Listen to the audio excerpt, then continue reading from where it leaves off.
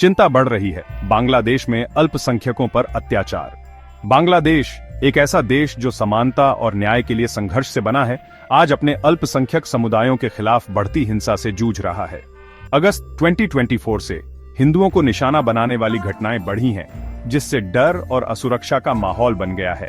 मंदिरों पर हमले, पवित्र स्थानों की बेअदबी और यहां तक कि हत्याओं की खबरों ने अल्पसंख्यक समुदाय को बहुत चिंतित कर दिया है।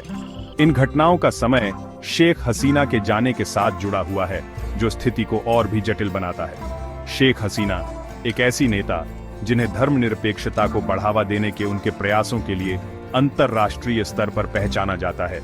उनके जाने से बांग्लादेशी राजनीति में एक खालीपन आ गया है। उनकी जगह मोहम्मद यूनुस के नेतृत्व वाली एक अंतरिम सरकार ने कार्यभार संभाला है। दुर्भाग्य से इस बदलाव के साथ ही अल्पसंख्यकों पर हमलों में एक चिंताजनक वृद्धि हुई है। जबकि अंतरिम सरकार का कहना है कि हिंसा की खबरें बढ़ा चढ़ाकर बताई गई हैं, अल्पसंख्यकों के अनुभव एक अलग ही कहानी बयान करते हैं। पूजा स्थलों को निशाना बनाना और कुछ हमलों का खुलापन दंड से मुक्ति के माहौल का संकेत देता है।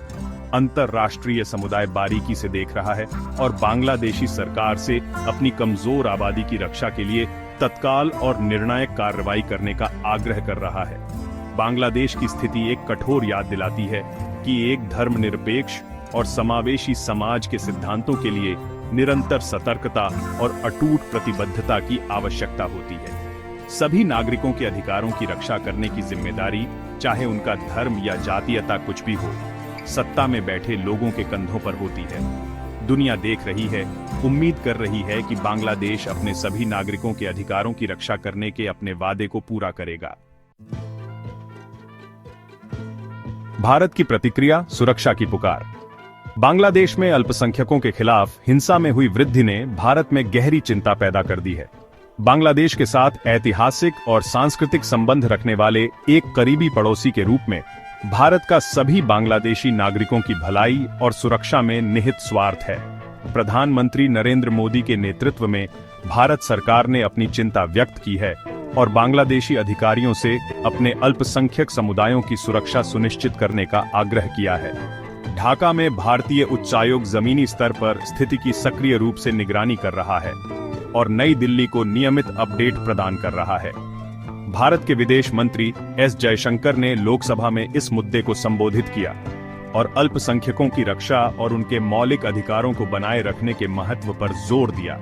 उन्होंने इन चिंताओं को दूर करने और शांति और सद्भाव का माहौल बनाने के लिए बांग्लादेश के साथ काम करने की भारत की प्रतिबद्धता दोहराई। बांग्लादेश की स्थिति भारत की विदेश नीति के लिए एक महत्वपूर्ण परीक्षा है। यह उस नाजुक संतुलन को रेखांकित करता है जिसे भारत को अपने पड़ोसी के साथ मैत्रीपूर्ण संबंध बनाए रखने और मानवाधिकारों की वकालत करने के बीच बनाना चाहिए। दुनिया भारत की प्रतिक्रिया को करीब से देखेगी और क्षेत्र में शांति और स्थिरता को बढ़ावा देने की उसकी प्रतिबद्धता का आकलन करेगी। बांग्लादेश की स्थिति पर भारत की प्रतिक्रिया अंतर्राष्ट्रीय संबंधों की जटिलताओं को उजागर करती है। यह चुनौतीपूर्ण भू राजनीतिक परिस्थितियों में कूटनीति, बातचीत और मानवाधिकारों के प्रति प्रतिबद्धता की आवश्यकता को रेखांकित करती है। भारत के कार्यों का निस्संदेह क्षेत्र पर महत्वपूर्ण प्रभाव पड़ेगा और यह समान चुनौतियों से जूझ रहे अन्य देशों के लिए एक उदाहरण के रूप में काम करेगा। चिन्मयान कृष्णदास ब्रह्मचारी मामला, आग में घी। अक्टूबर 2024 में इस्कॉन के एक पूर्व पुजारी चिन्मयान कृष्णदास ब्रह्मचारी की राजद्रोह के आरोप में गिरफ्तारी ने आग में घी डालने का काम किया है। ब्रह्मचारी की गिरफ्तारी से आक्रोश और विरोध प्रदर्शन भड़क उठे हैं, जिससे तनाव और बढ़ गया है। इस घटना ने अंतर्राष्ट्रीय ध्यान भी खींचा है। मानवाधिकार समूह उनकी रिहाई और निष्पक्ष सुनवाई की मांग कर रहे हैं। गिरफ्तारी एक ऐसी घटना से उपजी है जहां ब्रह्मचारी ने कथित तौर पर एक रैली के दौरान बांग्लादेशी राष्ट्रीय ध्वज के ऊपर भगवा ध्वज, जो अक्सर हिंदू राष्ट्रवाद से जुड़ा प्रतीक है, फहराया था।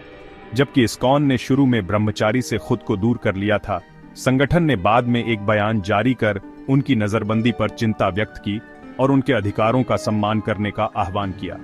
यह मामला बांग्लादेश में धर्म और अभिव्यक्ति की स्वतंत्रता के बारे में व्यापक चिंताओं के लिए एक बिजली की छड़ बन गया है। इसने सरकार द्वारा असहमति से निपटने और सभी नागरिकों के अधिकारों की रक्षा के प्रति उसकी प्रतिबद्धता पर भी सवाल उठाए हैं, चाहे उनका धर्म कुछ भी हो। अंतर्राष्ट्रीय समुदाय ने मामले पर अपनी बेचैनी व्यक्त की है और बांग्लादेशी सरकार से निष्पक्ष और पारदर्शी न्यायिक प्रक्रिया सुनिश्चित करने का आग्रह किया है। चिन्मयान कृष्णदास ब्रह्मचारी मामला बांग्लादेश में धार्मिक स्वतंत्रता और अल्पसंख्यक अधिकारों पर बहस का केंद्र बिंदु बन गया है। यह मौलिक स्वतंत्रताओं को बनाए रखने और यह सुनिश्चित करने के महत्व की कठोर याद दिलाता है कि सभी नागरिकों के साथ कानून के तहत समान व्यवहार किया जाए। आगे का रास्ता अल्पसंख्यक अधिकार और अंतर्राष्ट्रीय सहयोग सुनिश्चित करना। बांग्लादेश की स्थिति के लिए एक बहुआयामी दृष्टिकोण की आवश्यकता है। अंतरिम सरकार को अल्पसंख्यकों के खिलाफ हिंसा के मूल कारणों को दूर करने के लिए ठोस कदम उठाने चाहिए। इसमें कानून और व्यवस्था का प्रभावी प्रवर्तन सुनिश्चित करना, हिंसा के अपराधियों को न्याय के कटघरे में लाना और सभी समुदायों के लिए सहिष्णुता और सम्मान की संस्कृति को बढ़ावा देना शामिल है। अंतर्राष्ट्रीय सहयोग भी महत्वपूर्ण है। भारत सहित अंतर्राष्ट्रीय समुदाय का नैतिक दायित्व है कि वह बांग्लादेश को उसके अल्पसंख्यक समुदायों की रक्षा के प्रयासों में समर्थन दे। इसमें कानून प्रवर्तन को मजबूत करने, अंतरधार्मिक संवाद को बढ़ावा देने और धार्मिक स्वतंत्रता के महत्व के बारे में जागरूकता बढ़ाने के लिए वित्तीय और तकनीकी सहायता प्रदान करना शामिल है। मीडिया की भी महत्वपूर्ण भूमिका है। स्थिति पर सटीक और निष्पक्ष रिपोर्टिंग प्रदान करके मीडिया अभद्र भाषा का मुकाबला करने और विभिन्न समुदायों के बीच समझ को बढ़ावा देने में मदद कर सकता है।